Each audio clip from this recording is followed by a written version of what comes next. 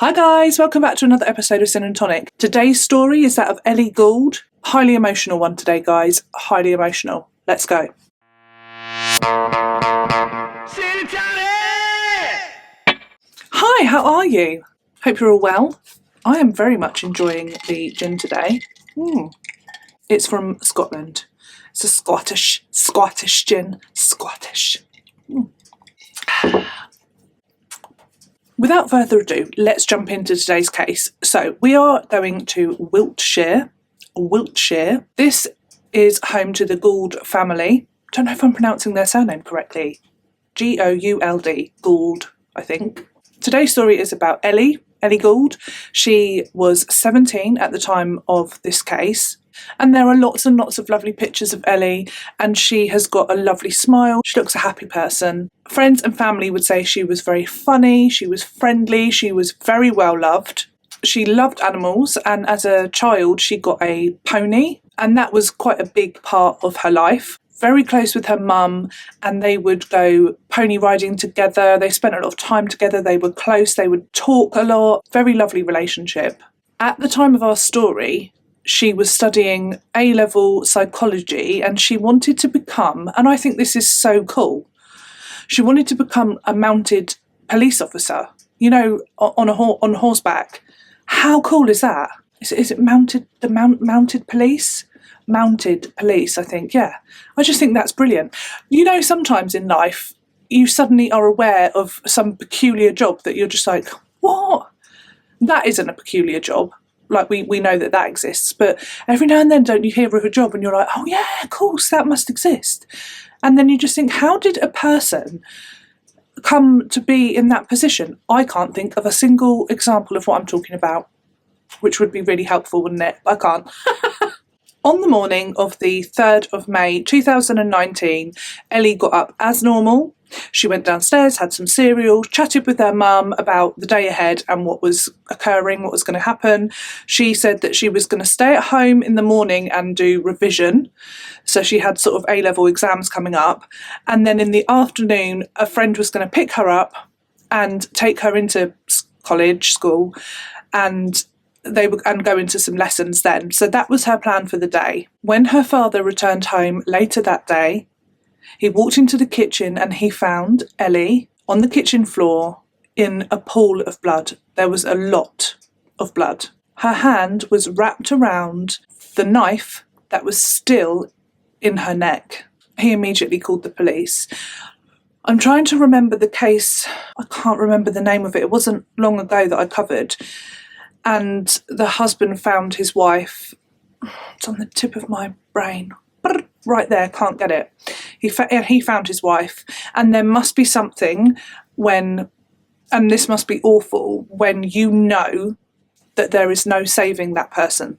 You have found their body. That is pure heartbreak. There was no break-in, there was no forced entry, and at first there was a question mark over whether this had actually been Ellie's doing. The knife that was used was from the home, and her hand was around the knife.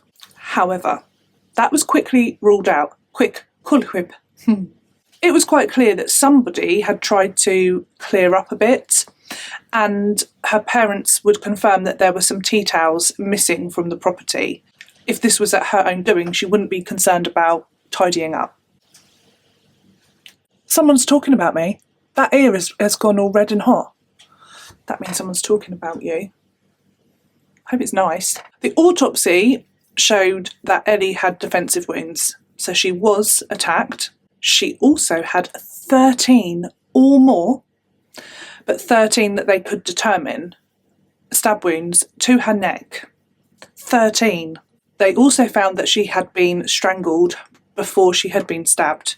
And this I just find...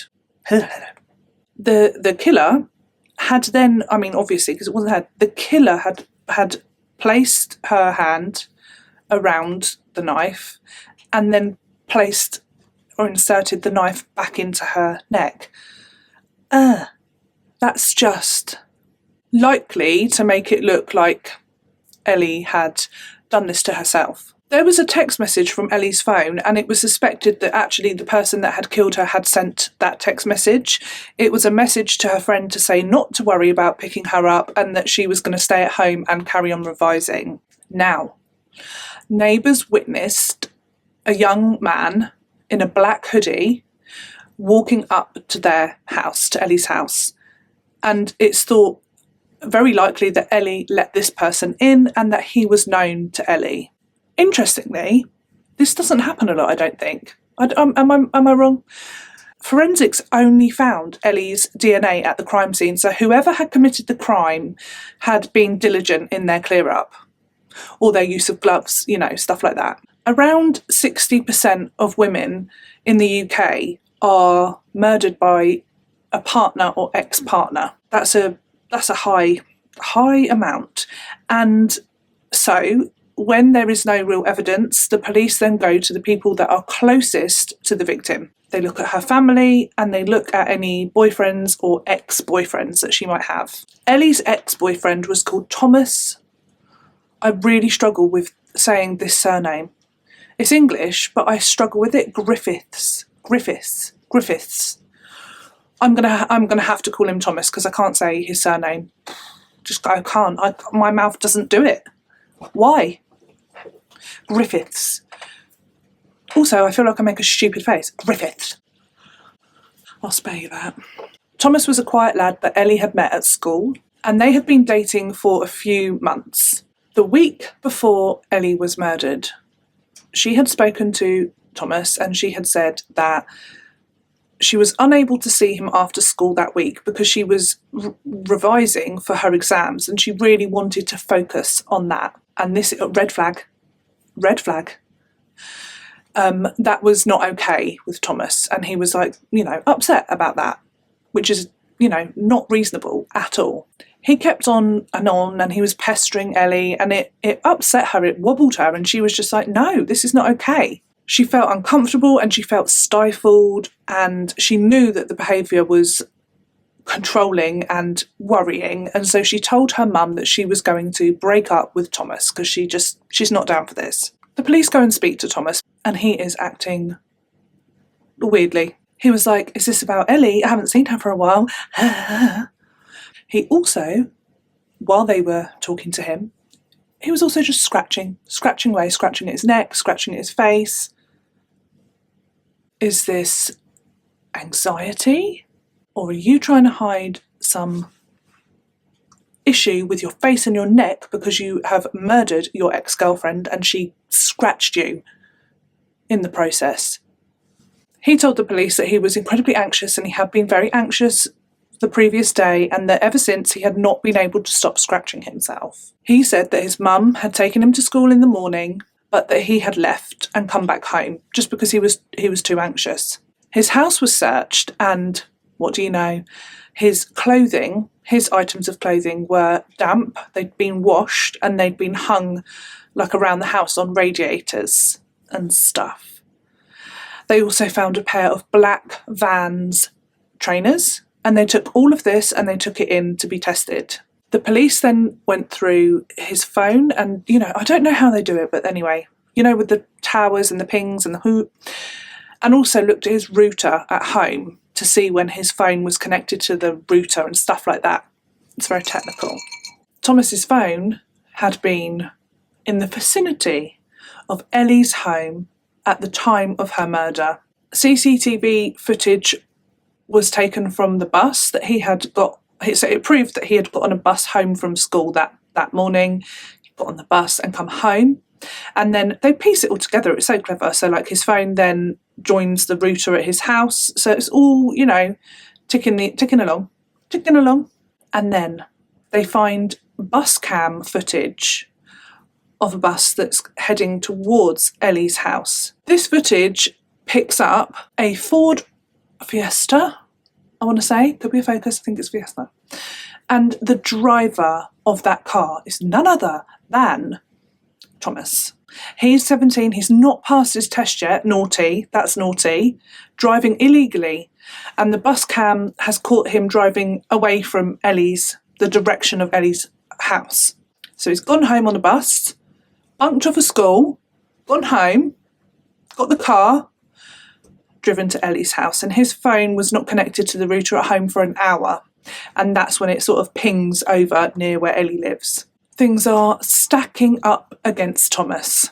His neighbours, they were questioned and they said, oh yeah, we spoke to him when he came home. So after he has murdered Ellie, he has driven home and he has made a point of speaking to his neighbours. And he told them that he was severely anxious and that, you know, he couldn't stop scratching himself. They were really worried about him. Oh, poor Thomas. And then his phone shows that he leaves the house again, pins and needles in the leg.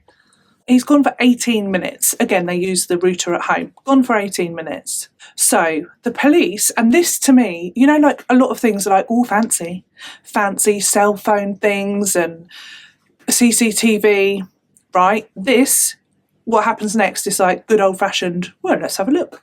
So a police officer takes a stroll and he walks for 8 minutes. What is half of 18? 9 minutes. 9 minutes. He walks for 9 minutes and he reaches a spot in this woodland and he turns around and there is a black sack. I mean, come on. Simple but effective. This black sack has blood-stained tea towels and wipes and things like that. When it is tested, the blood is a match to Ellie.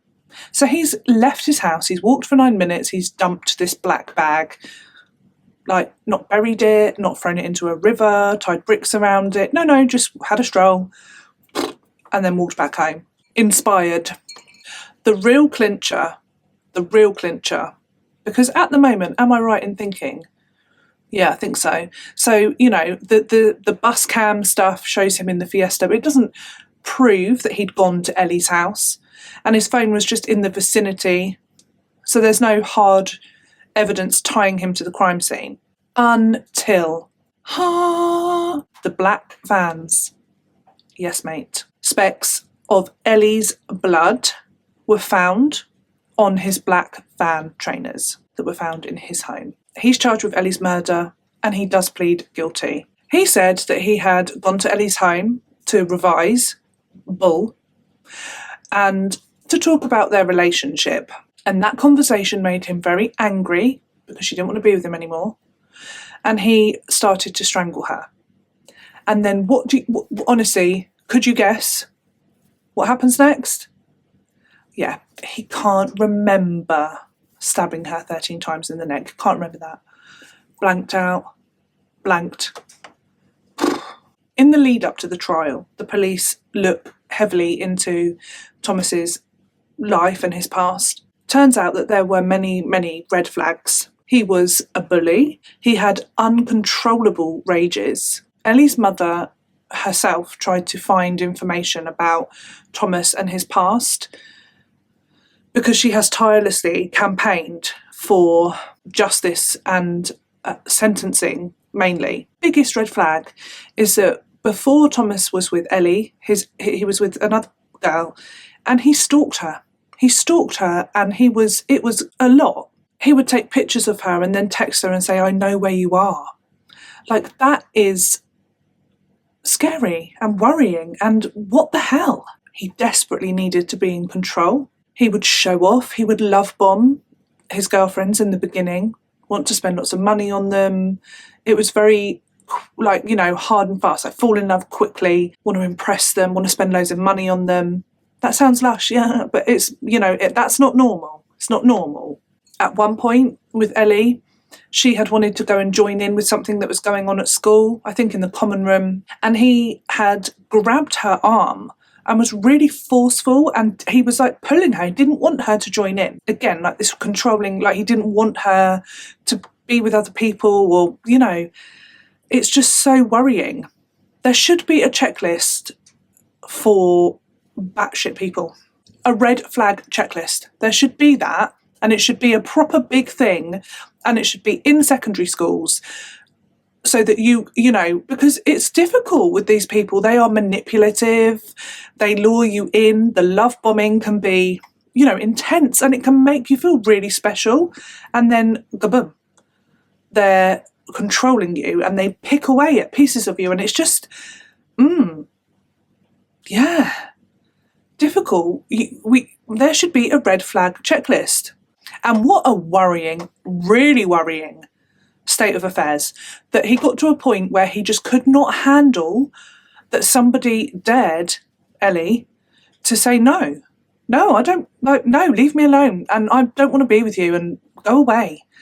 And rather than stalk her, he chose extreme violence. He murdered her because she would not comply and she would not do what he wanted her to do.